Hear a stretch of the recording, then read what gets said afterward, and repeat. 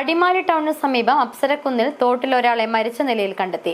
നാളുകളായി അടിമാലിയിൽ താമസിച്ചു വന്നിരുന്ന നെടുങ്കണ്ടം മൈനർ സിറ്റി സ്വദേശി പോളക്കൽ വീട്ടിൽ പ്രദീപാണ് മരിച്ചത്. അബദ്ധത്തിൽ കാൽവഴുതി തോട്ടിൽ വീണ് അപകടത്തിൽപ്പെട്ടതാകാം മരണത്തിന് ഇടയാക്കിയതെന്നാണ് പ്രാഥമിക നിഗമനം. അടിമാലി ടൗണിന് സമീപം അപ്സരക്കുന്നിൽ തോട്ടിൽ പ്രദീപിന്റെ മൃതദേഹം കണ്ടെത്തിയത്. നെടുങ്കണ്ടം സ്വദേശിയെങ്കിലും മേസ്തിരിപ്പണിക്കാരനായ പ്രദീപ് കഴിഞ്ഞ കുറച്ചധികം കാലമായി അടിമാലിയിലാണ് താമസിച്ചു വന്നിരുന്നത്. തോട്ടിൽ കമിഴ്ന്നു കിടക്കുന്ന നിലയിലായിരുന്നു മൃതദേഹം. സമീപത്ത് നിവർത്തിയ നിലയിൽ ഒരു കുടയുമുണ്ടായിരുന്നു. മൃതദേഹം കണ്ടതോടെ സമീപവാസികൾ വിവരം പോലീസിൽ അറിയിച്ചു.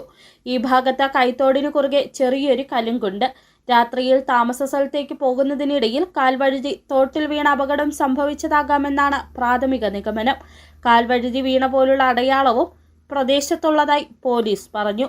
പോലീസ് മൃതദേഹം പോസ്റ്റ്മോർട്ടം നടപടികൾക്ക് മാറ്റുവാൻ വേണ്ടുന്ന നടപടികൾ സ്വീകരിച്ചു. മരിച്ച പ്രദീപ് അടിമാലിയിൽ തനിച്ചായിരുന്നു താമസിച്ചു വന്നിരുന്നതെന്നാണ് വിവരം. City vision, Adimali.